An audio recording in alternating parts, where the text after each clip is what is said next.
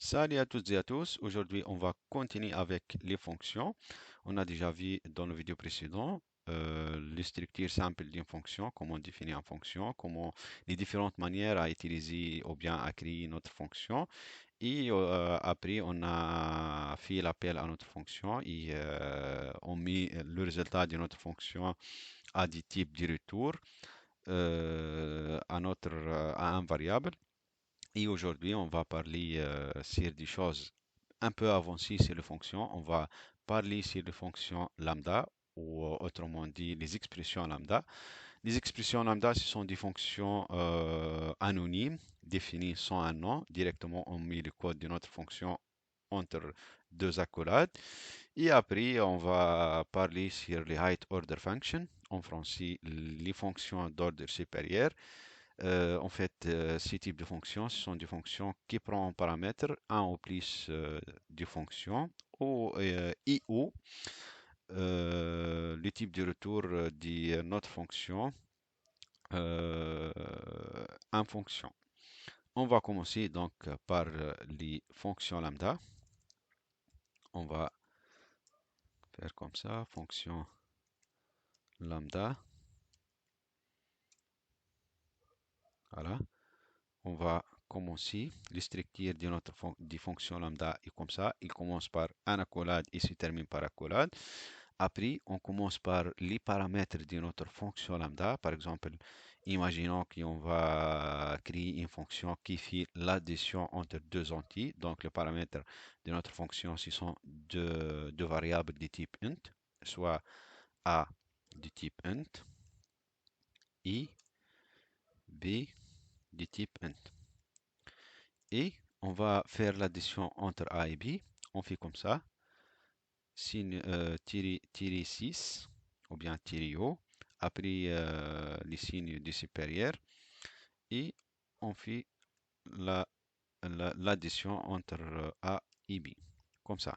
Mais il faut faire attention, on ne peut pas mettre comme ça notre fonction.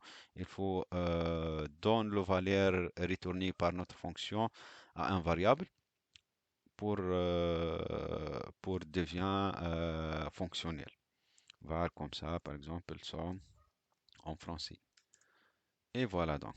Après, pour appeler la fonction, on fait comme ça, somme, et on donne le paramètre a et b entre parenthèses, par exemple 10 et 12. Comme ça.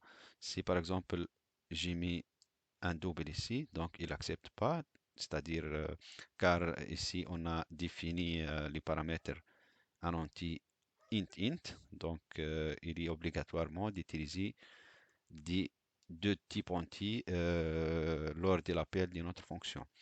Voilà, donc on va faire un println pour voir le résultat de 10 plus 12, normalement 22.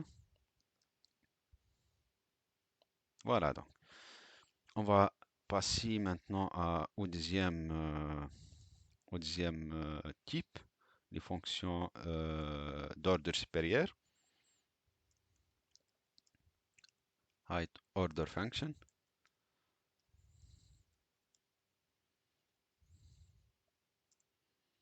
On va par exemple phi en fonction calculate.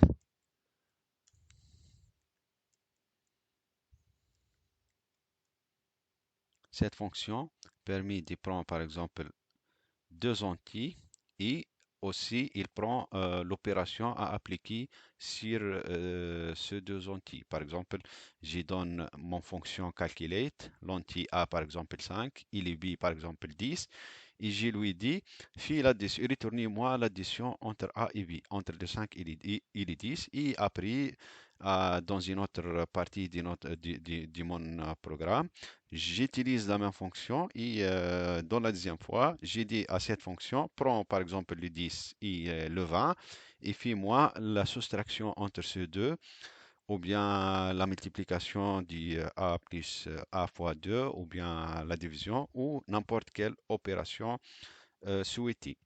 Donc, dans ce cas, on commence à parler à une fonction d'ordre supérieur, car cette fonction prend en paramètre une opération, une autre fonction.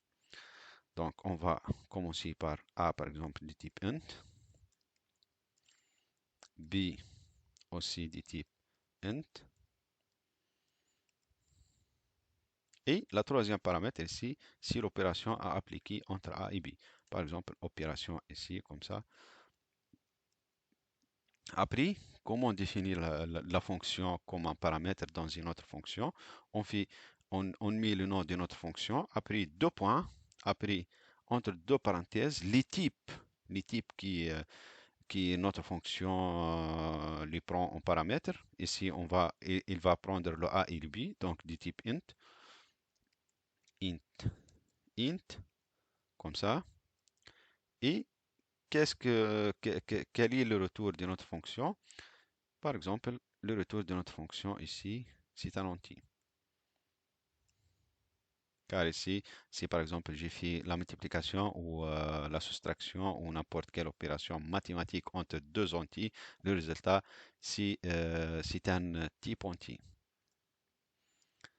Et le type de retour de notre fonction calculate, c'est un entier aussi.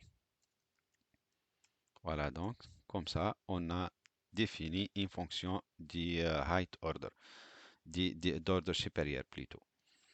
Ici, il manque les types de retour de notre fonction, car ici, c'est pas unit, il est int, donc il faut retourner ici un entier. On va par exemple faire opération, comme ça, opération, et il prend en paramètre le A et les B, comme ça. Voilà donc, on va commencer à faire un appel à notre fonction, par exemple appel 1. Lors de l'appel 1, par exemple, var soustraction entre A et B,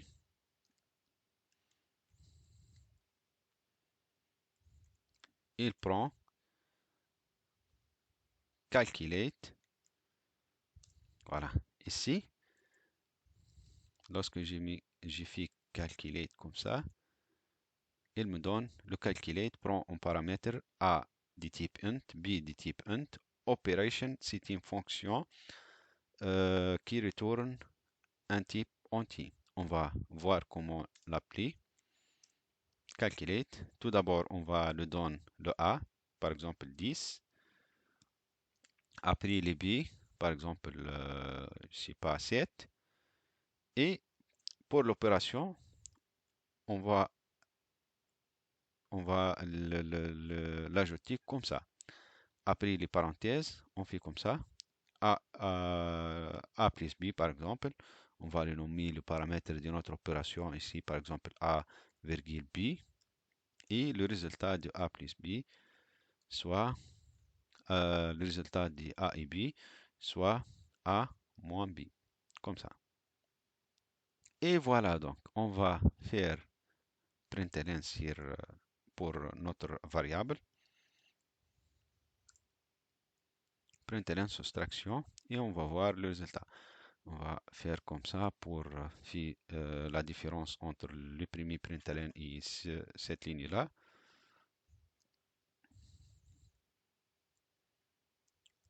Résultat de soustraction.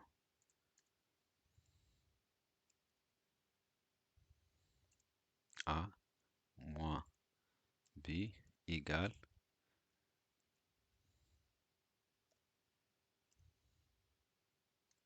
soustraction. On va voir ensemble le résultat de notre fonction.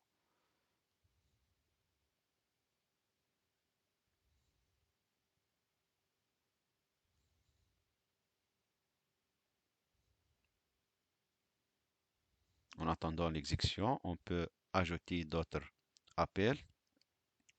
Voilà donc le résultat de A moins B, c'est 3.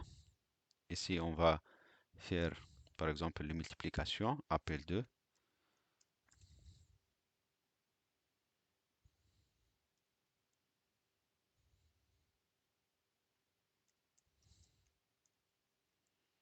Et par exemple ici,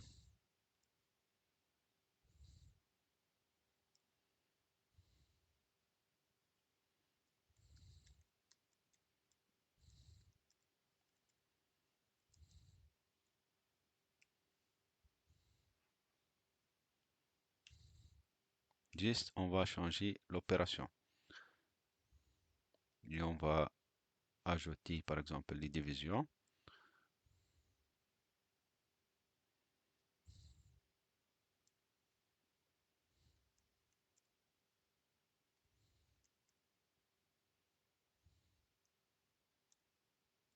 Par exemple, dans ce appel, on va diviser B par A.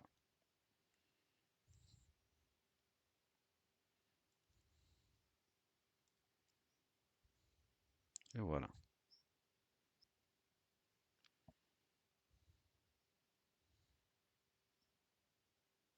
Et voilà donc le résultat des multiplications de A fois, de A fois B. 10 fois 7, c'est 70. Et B sur A, c'est 7 sur 10 égale 0. Voilà, donc le résultat ici, c'est un entier. C'est pour cela 7 sur 10 égale à 0, car 7 sur 10 égale à 0, donc un autre résultat doit être du type int, car le A et le B ici, ce sont deux entiers. C'est pour cela le résultat sera 0.